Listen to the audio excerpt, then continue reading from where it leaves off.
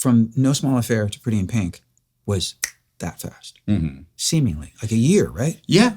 Yeah. So do you feel like, from a craft standpoint, you had a movie under your belt? Well, you actually had 2 movies under your belt, one that didn't come out. Mm-hmm. But do you feel like that prepared you for the holy shit, Jon Cryer's a superstar? Yes, in a way. First and foremost, it did. I was able to make some mistakes.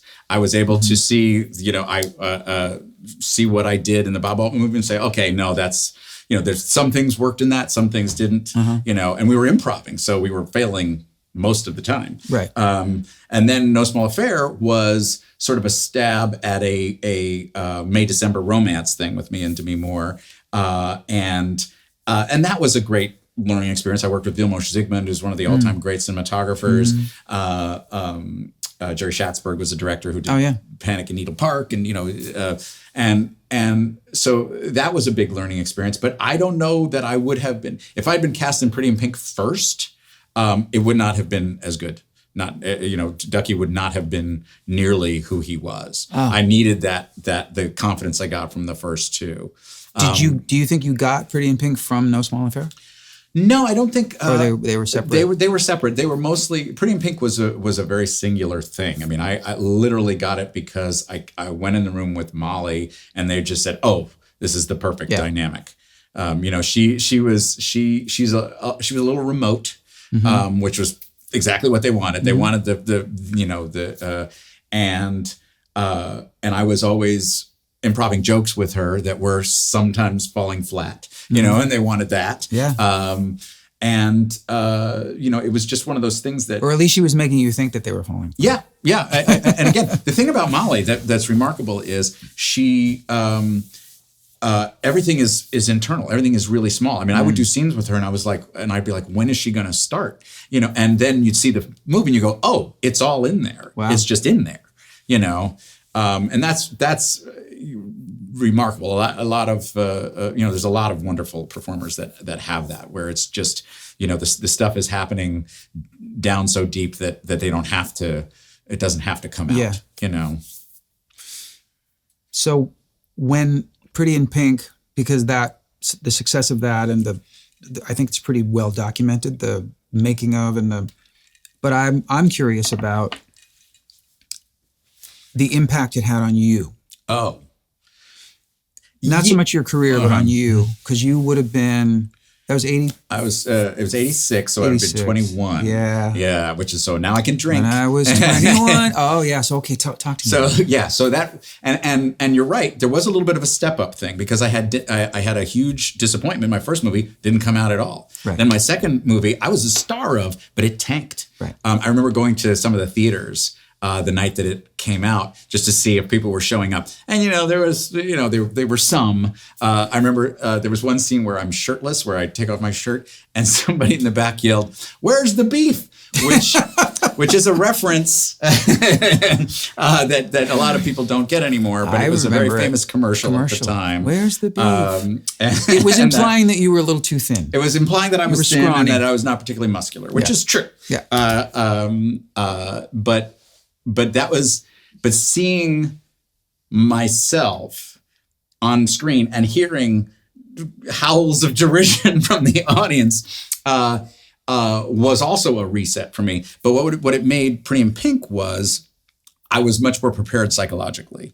I was much more level-headed by the time Pretty in Pink happened. I mean, it exploded. It was a huge hit. Yeah, I mean, I'm certainly not doubting what you're saying, but you're talking about sitting in a theater and having people yell out, and you use the word derision, and then you become everybody's favorite guy. Like everybody loved you.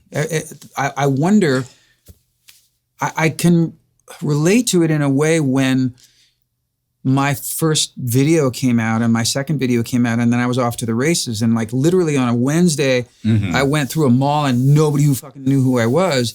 And then Thursday, girls are following me through the mall, right? And when it's a switch that just flips, it's crazy. Yeah. But that's what happened to you. Yeah. But see, I had little steps up. I had, Right. So that True. helped a little That's bit. true. It wasn't just completely in the darkness and then, let there be Gotcha. light. So I had a little preparation. Also, I got to see Molly, how Molly dealt with it in California while we were shooting. And like we'd go out to clubs and stuff. And Because that was after St. Elmo's Fire. that was after Breakfast Club.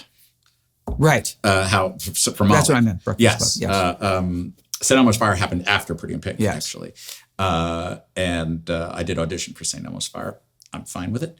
Did you? For what role? For Andrew McCarthy's role. Oh, Yes. interesting. Yes. And I'm I'm fine. That's absolutely fine.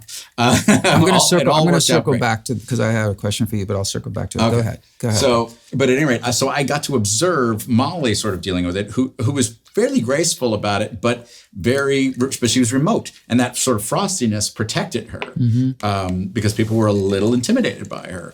I thought, that's not me. I'm not capable. That was her of being bodyguard. frosty. That was her invisible bodyguard. Exactly, exactly, and good for her that she had it. I mean, she was 16 when she blew up. Yeah. It's like, Yeah. come on. That's again, Were she's you got an amazing head on her instantly shoulders. in public? Were you kind of accessible? Or did you like the instant fame? Did it scare you? Oh, I liked it. I loved the superpowers you get, because my sister used to go to clubs a lot when I was when she was a teenager and I was 2 years younger than her, and I would go to the clubs and invariably she'd get into the clubs and they'd be like, "You stay out of here," and all of a sudden I was getting into the clubs, Right. And I remember picking up a girl at a club. That had never crossed my mind that was possible. She was a baccarat dealer from Atlantic City. Sounds like a contestant on the dating game. Yeah. She talked really slowly. And I thought, she's beautiful and she seems very nice. That's not going to drive me crazy. And it drove me insane. By the end of the night, probably. Yes. So we were not long it was one night. But I discovered, oh my gosh, there's this weird fame superpower that you have for a while. And I tried to not be a dick about it. I grew up in the theater with my parents and they had times in their career where my mother was a composer and a playwright, and there was a while where she was in a hit off-Broadway show, and so I'd see how she dealt with people, with fans who came up to her, and she was always grateful and graceful, and she and genuinely grateful that they found connection in the work she did. And that's the thing I'm still grateful for, that, I make this stuff and nobody has to watch it. Right. If they choose to watch it and have a good time, or even if they have an okay time, thank you for engaging with what I'm doing. I really, really appreciate it because it's not, it's a luxury. We don't, it's not 100%. owed to me.